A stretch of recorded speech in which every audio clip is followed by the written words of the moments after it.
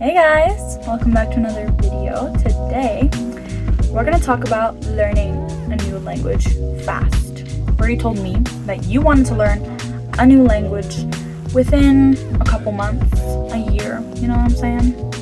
That's what I did, and I can teach you all the ways, all the secrets that polyglots are not telling you. Me personally, okay, I know 7 languages.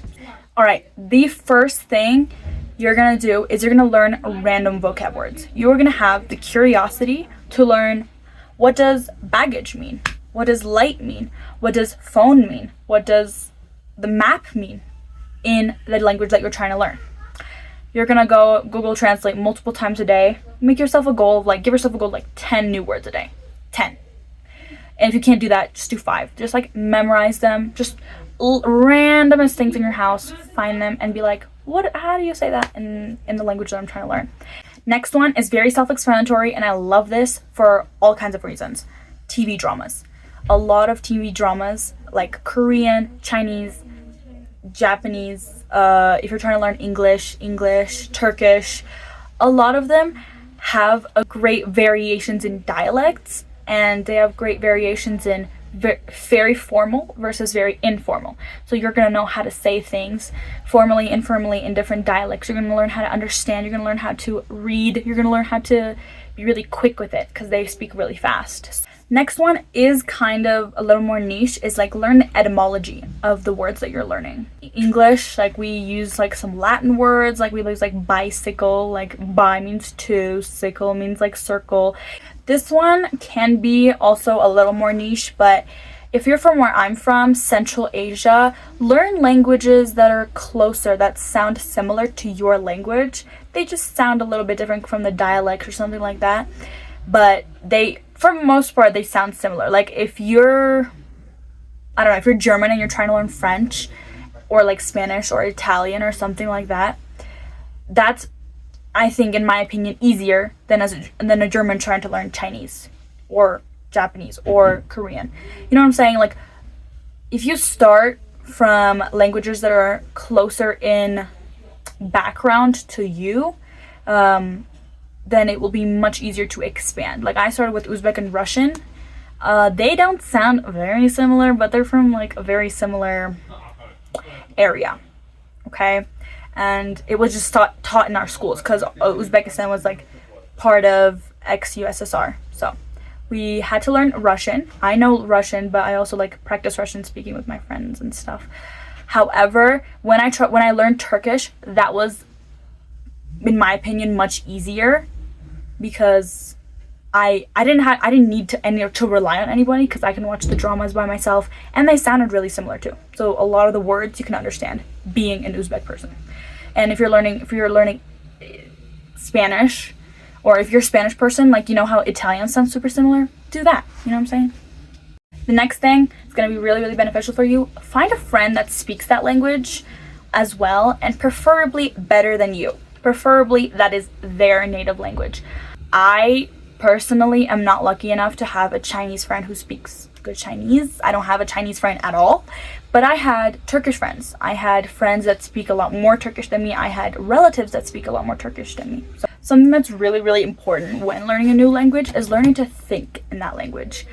Learning to think about the grammatical points, what you're going to say before you're going to say them. When I'm learning Chinese, since I'm learning it in school, I had to, before I say anything, I have to think of what I'm going to say and in what order. The next one, which I think also is very, very, very important if you want to speak without an accent, is create an alter ego of yourself speaking that language fluently. No accent, nada. So I heard a girl on Instagram talk about this, okay? She was learning English and she learned it good. She just had an accent in it, and then she started creating her alter ego where it's really Western Hollywood accent where she speaks very Los Angeles girl, and that's literally how she speaks in English now. The next one is way more tangible, way more, you can actually do it. Well, you can do literally all of these, but listen, memorizing the alphabet in that language and how they sound, Arabic, you have to memorize it. Turkish, gotta memorize it. Chinese and Korean, and I get those are characters. You can't memorize an alphabet because they don't have one. However, it is really important that in those like Eastern languages you memorize the tones of things and what the tones mean and how they sound. Does that make sense? Like in Chinese there's a very popular example of ma. It could mean horse, it could mean mom, it could mean at the end of the sentence, it could mean a lot of other things. Like the next one's very, very self-explanatory. I'm not going to stick to this for long, but read a lot in that language. Read in that language, write in that language, text in that language. Whatever you're doing, just use that language a lot in your everyday life. This leads me to my next point is listen to music in that language, because sometimes you'll understand it, sometimes you won't. In Turkish, I understand a lot of things that they're saying. In French, for example, it's a little hard because you don't know anything they're saying if you don't spell it out. If you like, when I'm trying to like follow along with like French lyrics to a French song, my brain is like it's glitching because I don't know how to pronounce things. Because I'm not even learning French, but I know I've tried and it's very, very difficult.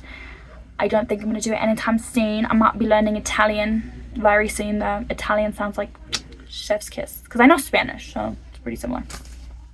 This one's gonna be a little crazy. People are gonna think you're stupid, but talk to yourself out loud in that language. Like I said, like not only think in that language, but also talk to yourself in that language. Like be like,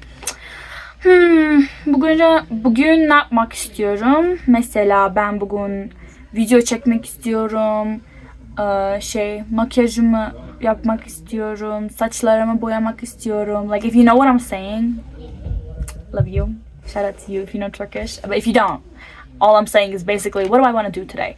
I want to film a video. I want to do my makeup. I want to dye my hair. And last but not least, we're going to finish off strong with make it fun. Like, actually enjoy learning the language. If you don't enjoy it, don't freaking do it. You're not going to be able to. You're not going to have, if you don't have any fun doing it, what's the purpose? Like, if you can't talk to anyone, if you can't use it every day, if you can't watch dramas in it. Like me personally, I learned Turkish so I could watch Turkish dramas without the freaking subtitles, because the subtitles they're horrible. I have a why into learning whatever language I'm learning. For Arabic, I want to learn Arabic because I want to know the meaning of every single word I read in the Quran, and I want to know what it means. Duh.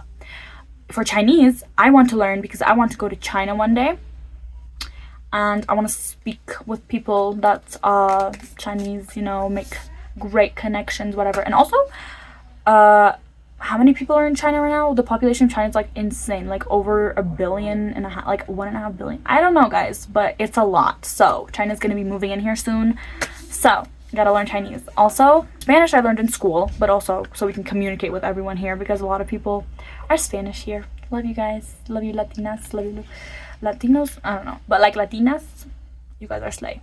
Anyway, I hope you enjoyed the video. I hope you had fun learning how to learn languages with me, your host, Muslima.